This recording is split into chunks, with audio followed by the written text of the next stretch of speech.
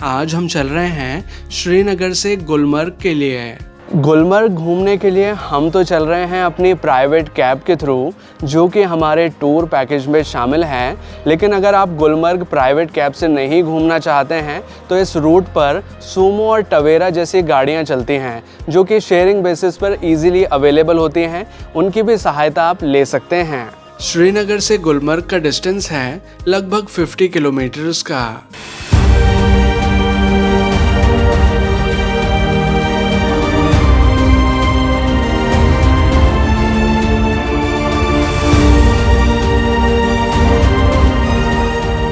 तो फाइनली अब हम पहुंच चुके हैं गुलमर्ग में, जिसकी ऊंचाई समुद्र तल से लगभग 8,700 फीट्स की है। यहां तक पहुंचने में हमें लगभग 1.5 से 2 घंटे का समय लगा है। लेकिन अगर ट्रैफिक ज़्यादा होता है तो आपको ज़्यादा समय भी लग सकता है।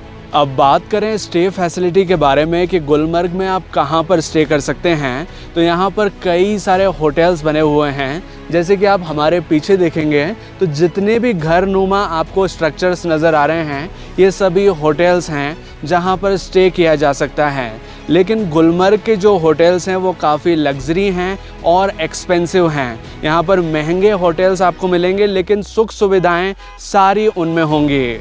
लेकिन एक और ऑप्शन आपको बताना चाहूँगा जहाँ पर आप रुक सकते हैं, वो है टंगमर्ग, जो कि गुलमर्ग से लगभग 14 किलोमीटर पहले ही आता है। वहाँ पर गेस्ट हाउसेज हैं, वहाँ पर होम स्टेज़ हैं, वहाँ पर लो बजट होटल्स और हाई बजट होटल्स दोनों हैं। अगर आप बजट कैटेगरी के होटल्स में रुकना चाहते हैं कम खर्च के साथ, तो आप टंगमर्ग में रुक सकते हैं। अदरवाइज़ गुलमर्ग में तो कई सारे ऑप्शन हैं, तो आप हमारी तरह गुलमर्ग में भी रुक सकते हैं।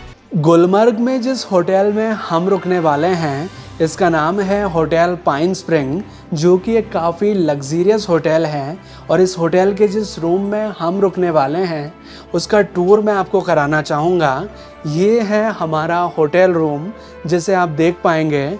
ये काफ़ी लग्जीरियस है, प्रीमियम कैटेगरी का रूम है।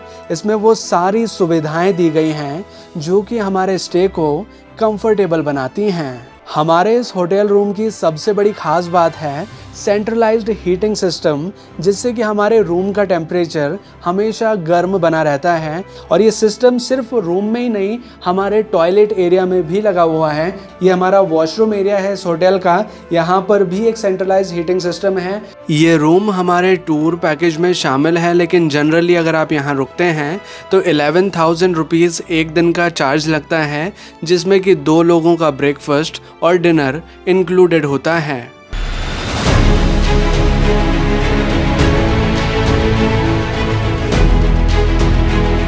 गुलमर्ग में अब सबसे पहले हम चल रहे हैं गुलमर्ग के सबसे प्रसिद्ध स्थानों को देखने के लिए, जो कि है गुलमर्ग फेज़ 1 और गुलमर्ग फेज़ 2। ये पहाड़ की चोटी पर स्थित है, जहां तक जाने के लिए हमें गोंडोला राइड की सहायता लेनी होती है। गोंडोला राइड यानी कि केबल कार की सहायता से हम फेज़ 1 और फेज़ 2 तक जा सकते हैं। गोंडोला राइड करने के लिए हमें ऑनलाइन टिकट बुक करना होता है ऑफिशियल वेबसाइट से, जो कि है JammuKashmirCableCar.com।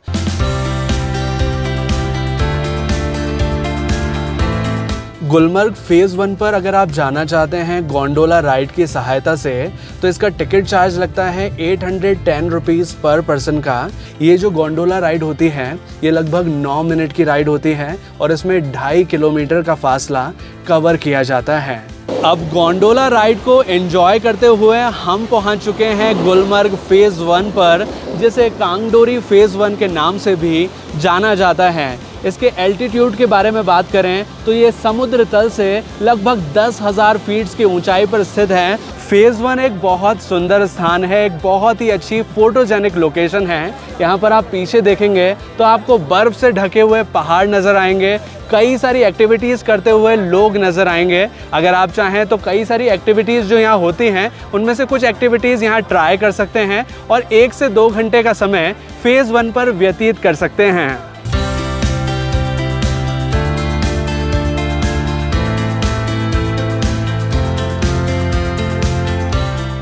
अब फेज़ 1 को एंजॉय करने के बाद हम चल रहे हैं गुलमर्ग फेज़ 2 के लिए, जिसके लिए हमें केबल कार चेंज करनी होती है फेज़ 1 से। अब हमारे फेज़ 2 की गंडोला राइड की शुरुआत हो चुकी है।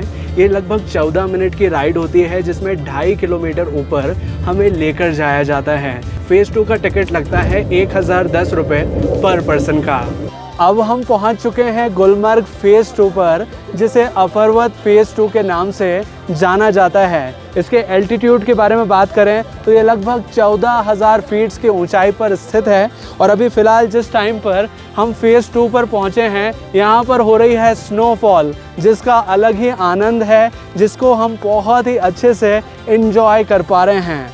गुलमर्ग फेज़ 2 पर हम जिस महीने में आए हैं, ये महीना है जनवरी का। वैसे एक ख़ास बात बताना चाहूँगा कि गुलमर्ग फेज़ 2 पर आप साल भर में कभी भी आएंगे तो आपको यहाँ बर्फ़ ज़रूर मिलेगी। जैसा कि कश्मीर को जन्नत कहा जाता है, एक्चुअल में इस स्थान पर आकर आपको ऐसा फील होगा कि आप स्वर्ग में आए हैं, क्योंकि दूर दूर तक आपको सफ़ेदी नज़र आएगी। ऐसा लगेगा आप किसी वाइट प्लैनेट पर आए हैं और इसका नज़ारा बहुत ही ब्रेड टेकिंग होता है, बहुत ही अच्छा होता है।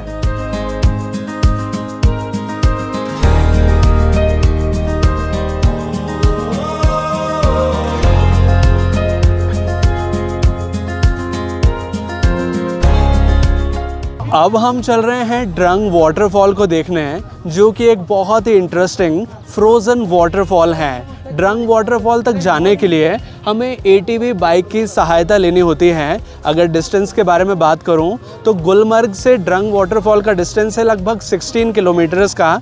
और जो ड्रंग वाटरफॉल जाने वाला पॉइंट है, ये टंगमर्ग से होते हुए जाता है। और इस पॉइंट से ड्रंग वाटरफॉल का डिस्टेंस है लगभग 3 किलोमीटर्स का।